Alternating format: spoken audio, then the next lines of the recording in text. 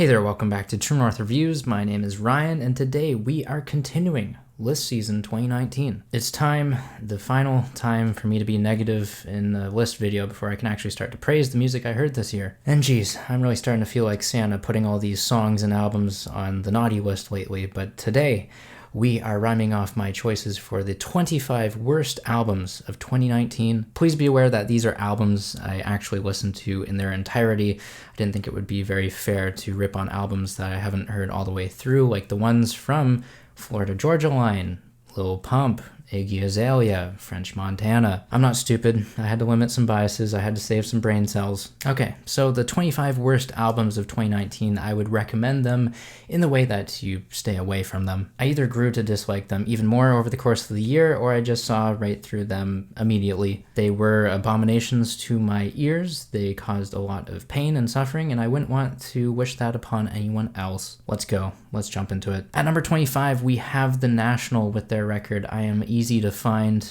obviously not so easy to listen to, despite there being some introspective and pretty lyrics. At number 24, we have another artist I hate to put on this list here with Barnes Courtney. He did come out with one of my favorite albums of 2017, but 2019 wasn't so kind to him. We have his latest full-length project entitled 404. At numbers 23 and 22 respectively, we have Steve Lacy's Apollo 21 and Killswitch Engage's Atonement. Both are one-dimensional and terrible examples of their respective genres. At number 21, we have the horrible EDM album from Gustav Holstein. This one is entitled Hyperion. It was definitely all about the singles, and there was nothing good left over. Rewind, Replay, Rebound by Volbeat is my number 20 pick, and there's a lot of questionable and ugly rockabilly music that's going on here, and I wish I could cleanse my soul of this. Number 19 goes to Mike Posner and his album A Real Good Kid, a confessional and emotional ride, just one I prefer not to go on. At number 18, we have the One Republic knockoff album of Sunsets and Full Moons. This is, of course, by The Script. Number 17 sees a Canadian artist fall into the depths of terrible pop ballads and a collaboration with Nicki Minaj. It is Head Above Water by Avril Lavigne. Number 16 is one of two albums from Logic. I had to bend my rules with Logic this year. I usually only do one album per artist, but Logic had such a terrible year this year, whether it was in the rap game or whatever he was trying to do on Supermarket. He had a bad year. He had to be on here twice, I'm sorry. But specifically, number 16 goes to the insecure and diarrhea-filled rap album of Confessions of a Dangerous Mind. You see that skeleton leaving Logic's body? Yeah, he was the lucky one. He actually got to leave while I was stuck listening to this crappy love letter to Logic's haters. It's made out of such hatred and disrespect. I honestly don't think there was a lick of good intention on this album. Anyways, moving on to number 15, we have a record that aged very poorly on me this year. This is the pop country crossover from Zac Brown band The Owl. Such filth and terrible song ideas on here. Each song is more grueling than the last.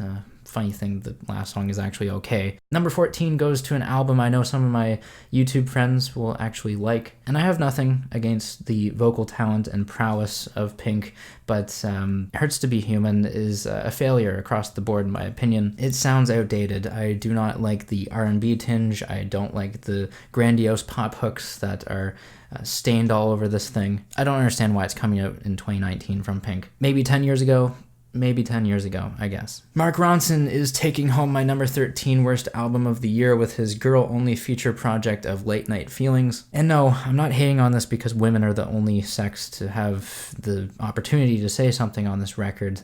I actually think that's the interesting concept going for it, given that it's Mark's breakup that he's having to deal with. But I can't think of too many albums that have such underwhelming and quite awful vocal performances from top to bottom. Not to mention the depressing lyrics, which share no hope for life at all. Frankly, I believe the best song on this album was released a year ago, and yeah, it kind of gives me the excuse to suggest that again, I guess. So it's Miley's feature on Nothing Breaks Like a Heart. Moving on from there, my number 12 and 11 spots are taken by artists who put me to sleep. Clairo is the first for her record Immunity, which makes sense why it's so sleepy, because it's bedroom pop, it's dreamy. But number 11, it has no excuses when it's a hip-hop release from Nav. Okay, well, I guess Bad Habits, it does have an excuse when Nav is such a boring rapper. Mind-numbingly terrible, and that's even after Nav released a crappy record last year too. Moving into the top 10, we have AJR's Neo Theater, arguably an improvement over The Click, which is an album I've still yet to listen to in its entirety. But yeah, Neo Theater has a couple good songs on it, even if they are lyrically cringy. The production has been toned down a notch too.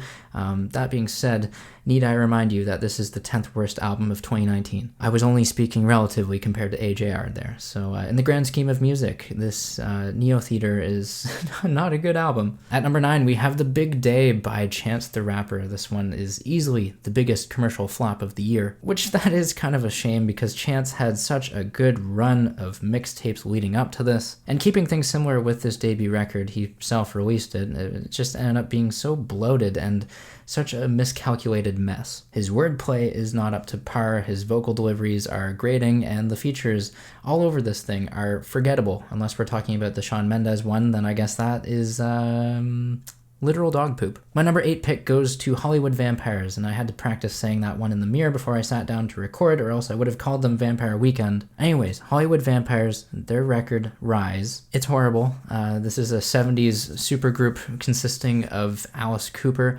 Johnny Depp, and Joe Perry. It's like this trip down memory lane, although they don't realize that they are kind of killing rock and roll as we know it. It has terrible commentary for the political world as well. There's not a single good song on this. Ed Sheeran's biggest commercial sellout was released this year. It was a collaborations album that was so cleverly titled Number 6 Collaborations Project. This thing dips its toes into trendy tropes and styles and genres that don't suit Ed. I feel like he's the worst part of all these songs. He phones it in on every track, and it's an album that exploits streaming services. Sure, let's go feature crazy. Let's get Eminem on here. Let's get Camila, Khaled. Oh, Cardi too. Oh, wait, we can't forget about Travis Scott. He's big in the industry. I guarantee that's how this album came together. That's how a group of producers sat down in a room and were like, okay, how are we going to make Ed Sheeran even more popular than what he is right now? And sure, there could have been the execution. This thing was bleeding potential, but no, it had to face plant into a black hole,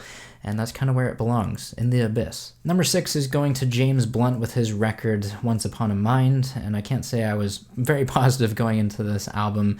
All the singles were pointing towards a flawed and overly optimistic mindset that I could barely stomach. The final product over here is 37 Minutes, I Wish I Could Have Back, and that really is a letdown because James used to be pretty good, and now he's like a soulless ghost of his former self at this point. Yeah, his songwriting is just atrocious, but still not as bad as my number 5 pick for worst albums of the year, which goes to DJ Khaled. Ah yes, what disaster could we get from him this year? It is Father of Assad. This is another feature-heavy album that is an absolute disservice to music streaming services. Somehow even less tolerable than Ed's collaboration album, and that's saying a lot. Number 4 goes to the Jaden record Aries, which is a terrible homage to artists who are much better than Jaden. I mean, for one, we have Travis Scott. Aries is an example of an album that was made out of the pure sake of fame and money, because it's Jaden Smith. Yet somehow the star offspring of Will and Jada, he doesn't really have much of a personality going for him. I do not want to listen to this monstrosity of a record ever again. Next up on my list at number 3, we have Kevin Gates and his album I'm Him. I still have the bitter taste of this thing stuck in my mouth. It has no track that is worth listening to. Kevin has nothing interesting to say, and it is the definition of monotony that can be best summarized by its appallingly produced intro cut. Number 2 is Logic's Supermarket. This thing is terrible from top to bottom. The singing is nasty, the playing of the instruments is rudimentary, and the song titles are inappropriate. Bohemian Trapsty? More like Bohemian Travesty. Supermarket is the manifestation of not giving a damn about the world, especially of what people think of you. A great message to know if you're going to take a big risk or prove yourself with an authentic action, but Logic He just makes me want to throw up with this. It's not shocking at all why so many people are hating on Supermarket, but still not enough to take home the glory for worst album of 2019, which is actually one that I recently reviewed on the channel. It is Liam Payne's LP1. A true disgrace to the music industry, this album is an amalgamation of scraps found on the factory floor. Singles were dropped left, right, and center over the past couple of years just to see what would stick with fans. And Liam Payne not only proves that he is the least interesting One Direction member post-hiatus, but he also released a